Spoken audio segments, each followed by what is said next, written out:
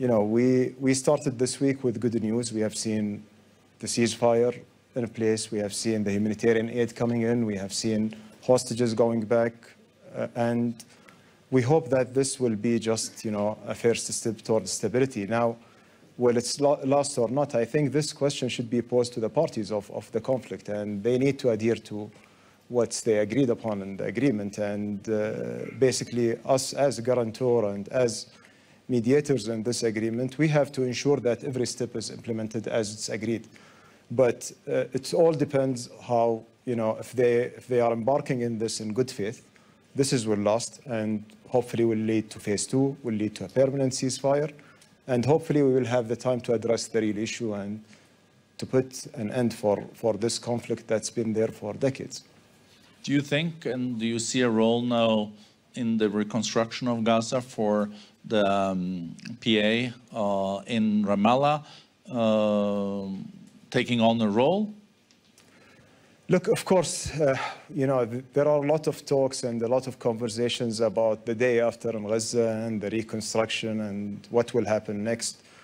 I believe, this question primarily needs to be answered by the Palestinian people and what they will agree on. I don't see that there is any country in position to dictate anything on them, on the way that they will be governed. We hope to see the PA back in Gaza. We hope to see them to see a government that will really address the issues of the people over there. And there are a lot, and there is a long way to go with Gaza and the destruction. Look, what we have seen in the images, in the press, in the news for the last 15 months didn't make justice for the real situation over there. And now we will start to see what's real catastrophe it left behind it. A lot of changes in a very short time in the Middle East. So there is a new president in Lebanon, there's a new prime minister. Assad is gone, he's now in Moscow. The new foreign minister of Syria is on his way here to Davos. He couldn't make this panel, but he's gonna participate in other panels. And also we see that the situation in Iran is also changing. So, and then we have a new president in the US with his inaugural address yesterday, and also with his clear views on the region. So where do you see the Middle East in the year, and also then with this new administration in the US? Well, it's, when I started with, we are hopeful about this deal in Gaza that will lead to a ceasefire. There are a lot of, good news that happened despite all the crises that we've been through in the last year. Lebanon have a president. Syria, we have seen an end of a brutal regime that killed and displaced his people for the last 13 years. We have seen a ceasefire in Gaza that we hope that it will last and will become a permanent ceasefire, and hopefully to lead to a solution to the conflict. There are a lot of good things happening that we need to build upon. Now, of course, with the new president in the United States, he's not stranger to the Middle East. He's been a president from 2016 to 21. We believe there are a lot of good opportunities that we can work together and collaborate with him in order to exploit and to make the Middle East a stable region. We have seen some movements, and also we have seen them in motion actually when during the negotiations in the last 2 days, Steve Witkoff, the presidential envoy for the Middle East, made a big difference. And I've seen a real partner in him that we got it together to cross the finish line. He even put Netanyahu under pressure, didn't he? Well, it's the job of the mediator to put every party in the pressure to end this conflict. And we have seen that this is bringing results and bringing a real outcome. Now, when it comes to what we are seeing from President Trump, the whole notion of making America great again is something very important. And we believe that also we want to see the Middle East great again. We want to see a leadership that's happening in the Middle East taking over and addressing its own conflicts and hopefully coming up with solution. We have seen a greater collaboration throughout the last year between all other Middle Eastern partners in order to find solutions, whether when it comes to the issue in Gaza or the issue in Syria. And we hope to see Europe great again, and the whole world is greater again. Thank you for mentioning that. I was just waiting for that. Inshallah. Making Europe great again. I think we're on it. You heard President von der Leyen earlier today. You just came from Damascus, didn't you? Yeah. Yeah. So I'm going to use that also, of course, as a segue to Prince Faisal, Kingdom of Saudi Arabia. But what are you more convinced about their commitment to be inclusive and on the path of something that can be good after your visit?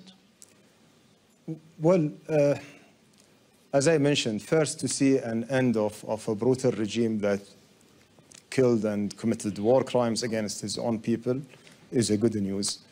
Yet it's a transition period and still a long way to go towards stability. But we have hope, we have faith in the Syrian people. Syrian people are very productive, very active, very innovative. We have seen them in the diaspora. We have seen them as refugees, started as refugees, and they became a vital elements in different economies. They are engineers, doctors, businessmen, and very successful ones. And we see that this if things will come together without any spoilers, and the new administration in Syria will also engage with everyone inclusively. And what we have heard actually from Damascus is very promising. And we are hope that this will take them from, all the pains of the civil war in the last 13 years to a new chapter for Syria, where Syria is a stable country, very productive, and also a core of stability in the entire region. Prince Faisal, I think the new Syrian leader, his first international visit was to Riyadh, meeting with His Royal Highness, the Crown Prince, with yourself. You mean Al-Shayba, the foreign minister? Yeah, foreign minister was it? Yeah, sorry. Yeah. And how did that go? And what is your take, if I repeat the same question as I had to Sheikh Mohammed? Are you, of course, we are all in the real political world here, but are you cautiously optimistic, or is that going too far? No, I would certainly say I'm cautiously optimistic. I may even lean further because of some of the elements that Sheikh Mohammed mentioned. You have, first of all, an administration that is saying the right things in private and in public, doing a lot of the right things. But also you have a Syrian people that is incredibly capable and is incredibly resourceful, that allows an opportunity to really take Syria in a very positive direction. I think we have to engage. We have to show some patience with the administration in Damascus. I think we all have to put out a helping hand because the reality is that they have inherited a broken country with no real institutions, and they're having to build all of that from scratch. And that's not an easy thing, especially since probably they were not expecting to be where they are now. So it's up to us, I feel, in the region first, but certainly the international community as a whole, to engage, to come and build on this positive development and help Syria and the Syrian people see a much better future. And I think with the attitude that we've seen from the new administration, both during the visit, the bilateral visit that the minister had, but also in the conference that we hosted with a number of Arab countries and the Friends of Syria and the international community, we saw a very, very keen desire by the administration in Damascus to engage with the partners in the region, with the international community, also to engage in a way that is very responsive. So, they are very open to hearing comments and, working with the international community to move in the right direction. And here, as I said, we need to engage. We need to show some patience. and we need to be helpful. One way we can be helpful, of course, is the issue of sanctions, because there is a huge burden of sanctions that was imposed on Syria because of the actions of the previous regime. I think we've heard already some waivers from the US, from Europe. Certainly I feel more needs to be done, because as I mentioned, you have a country that is really broken and that needs to be lifted up. And there are going to be difficulties, and the more we engage early and the more we are helpful early, the more I think this transition can be effective and can be reasonably inclusive. How do you look at the situation in Lebanon? We know that in the past, Saudi Arabia was a big investor in Lebanon, and I think Saudi Arabia then pulled out because it was disappointed. How do you read the new situation in Beirut? Is that with more optimism too?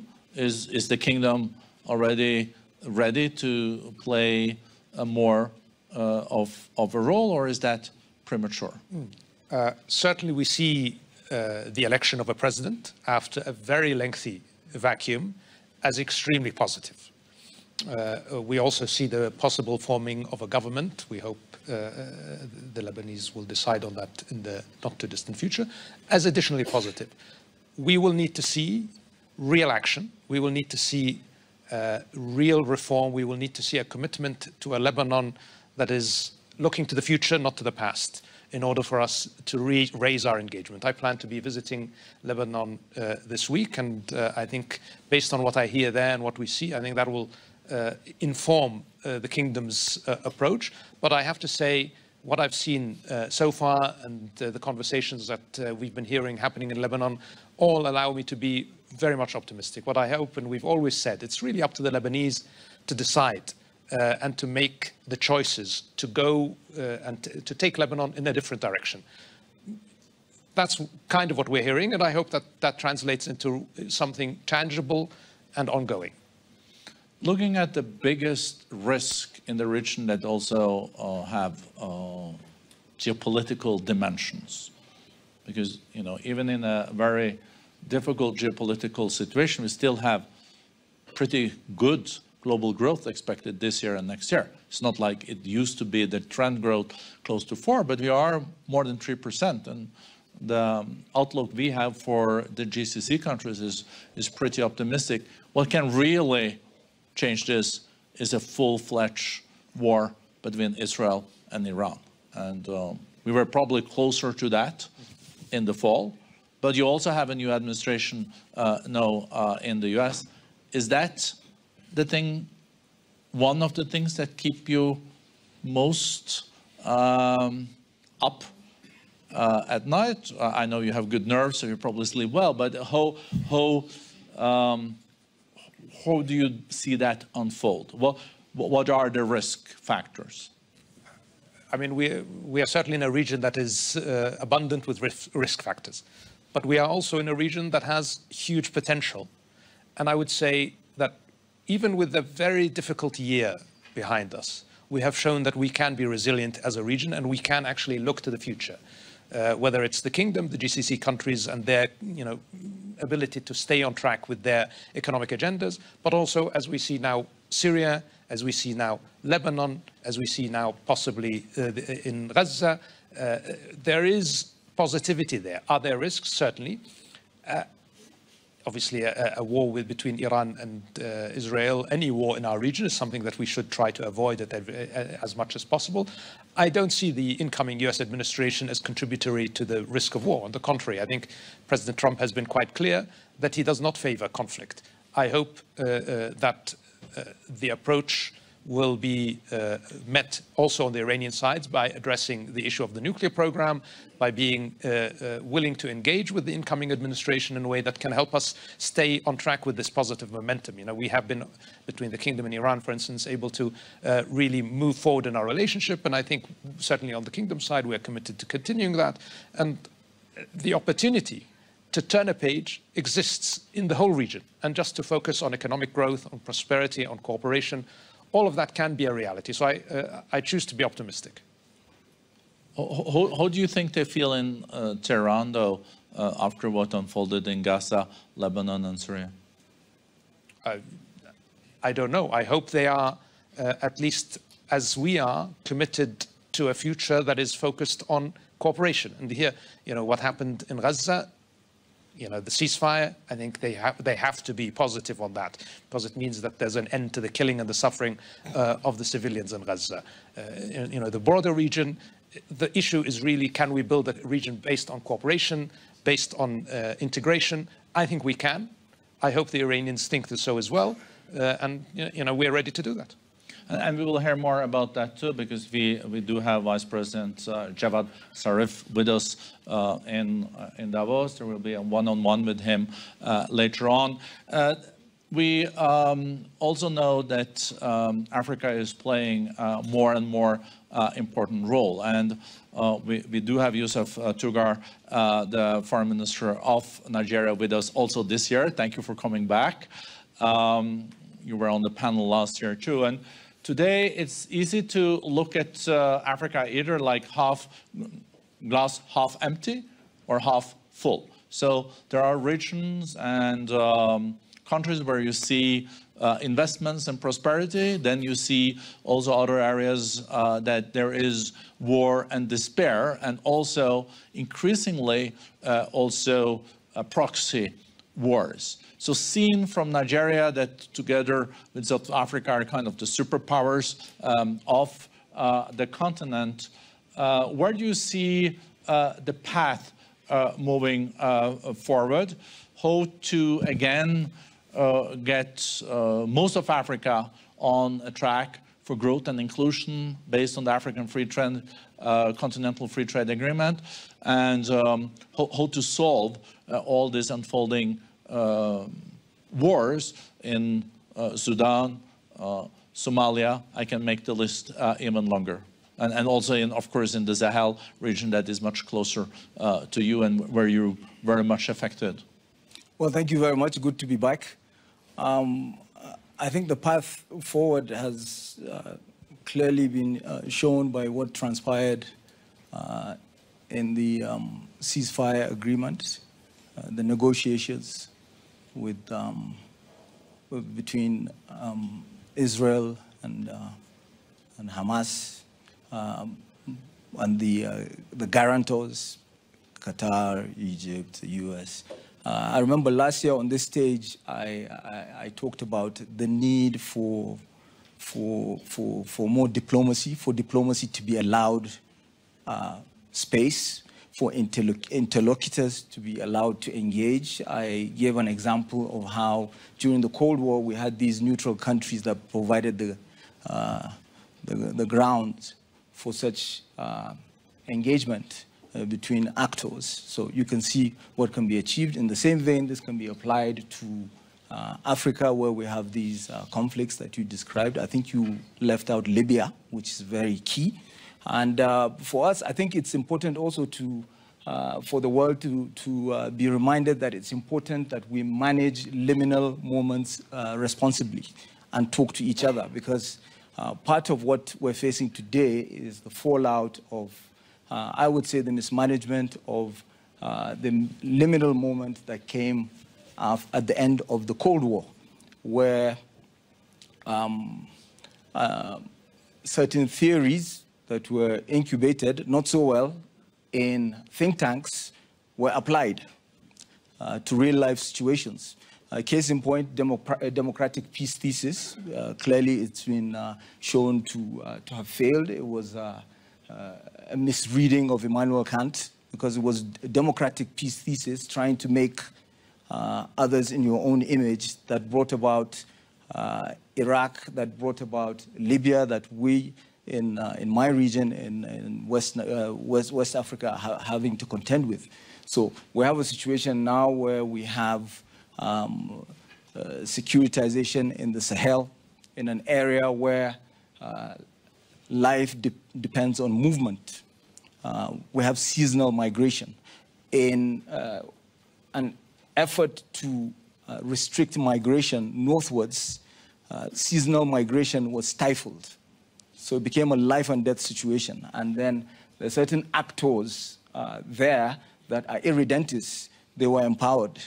And such irredentist groups clearly come into conflict with people that have been trained all their adult lives to protect the integrity of their countries, soldiers.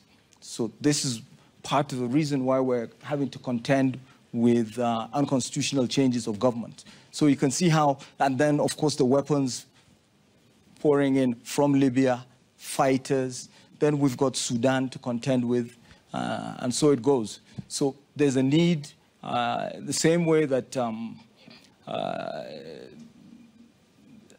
regional and major powers got together to bring about, at least, even if it's temporary, some sort of suspension of hostilities in Gaza. I think that provides some kind of model. It provides hope. We need to fix Libya so that we fix the fastest growing part of the world. We're going to contribute more in terms of population than any other region in the world. So these are some of the things that we need to. And then, of course, we will always go back to the global financial architecture. There was a reason why G20 all of a sudden became very powerful. It followed the 2008 global financial meltdown, and which necessitated the need to reach out more to developing countries. G7 couldn't do it alone, and then all of a sudden, so we need to collaborate more between the global north and global south, make it more inclusive, make it more democratic, and then you also talk about the political structuring as well, which I've talked about here, which is the reform of the UN Security Council. Thank you very much. Elina Valtonen, Minister of Foreign Affairs of Finland. The war in Ukraine is coming very shortly to 3 years. It is the war in Europe where most people have lost their lives since the Second World War. President Zelensky just spoke here in Davos. And where do you think there will be a peace agreement this year? I'm pretty sure there will be a peace agreement this year. I was in Kiev just a week before last, and I must say that nobody wants and deserves peace more than Ukraine and, of course, the Ukrainian children. I visited the children's hospital. The issue has been so far in the past 3 years, but I would say in the past more than 10 years, it's been Russia who has not wanted to have peace, because otherwise clearly they would not have invaded a neighboring country, not have blatantly violated international law, the UN Charter. Now it's definitely time for peace in Europe, and we just so hope that Russia goes back to adhering to the treaties it has itself been signing and, of course, designing in the past. And I do hope that in so many ways, well, I think also the ceasefire in Gaza gives a lot of hope in this regard, because at the end of the day, what we need is stability, and the reason we need also international law is that people have something to cling to, something to build their future onwards on, and therefore it's extremely important that we keep on respecting multilateralism. What is at stake? President Zelensky just said that when Putin started the invasion, he had 200 soldiers involved. Now there are 600 Russian and other soldiers in the occupied territories. What is at stake? What is also at stake for your country and for Europe? Are you sure that the Ukrainians will be able to hold up in this situation, and also with the new geopolitical realities that we are faced with now?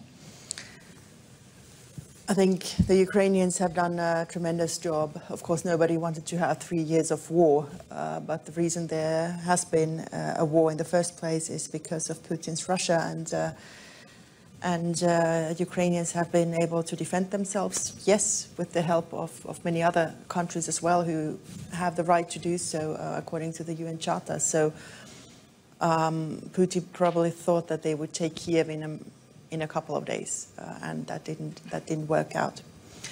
But I must say, since also my dear Nigerian colleague, and I think this is like a repeat from last year, but what comes to neutrality, I mean, if we look at different conflicts around the world, and especially the one in the war that Russia is waging against Ukraine, I mean, Ukraine was neutral before this, right? And also during the Cold War, there were so many neutral countries, or there were so many countries behind the Iron Curtain in Europe where the people really wanted to be someplace else. They wanted to have freedom. They exactly want to have democracy, and certainly be part of the prospering world, like we see now.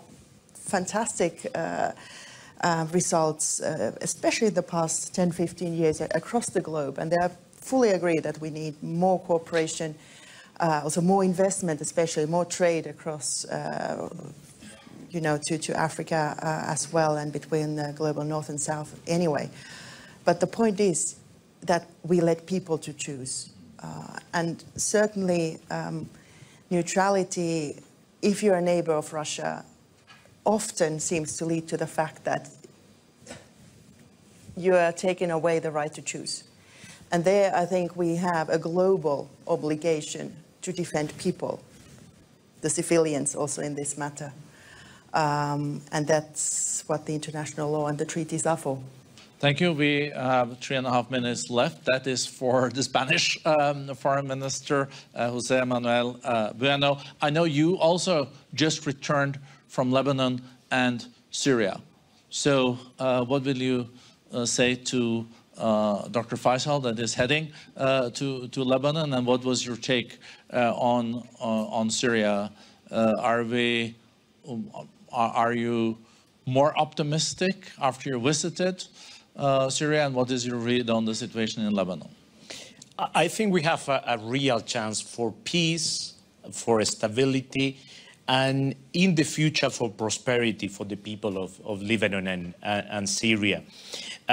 In both places, I think we must back peace and stability. We are doing it very heavily. Spain in UNIFIL, we have the lead of the UNIFIL troops with our Spanish general.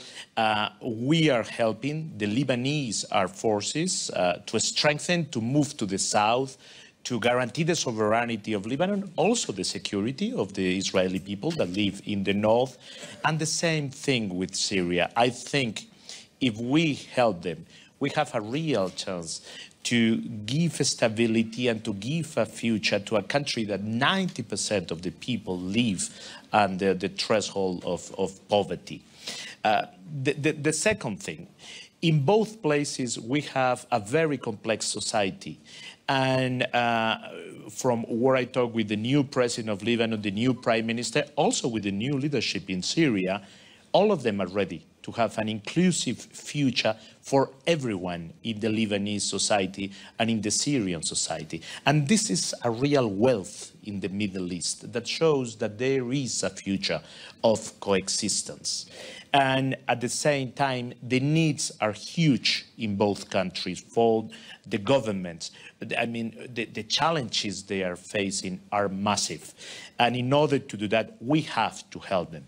And that's why we have committed our humanitarian aid, both to Lebanon and to Syria. I've been very pleased that right after me, the European Commissioner, backed by Ursula von der Leyen, did the same thing, both in Lebanon and in Syria, because if the governments don't show the people the benefits of this new stage, there is no way back.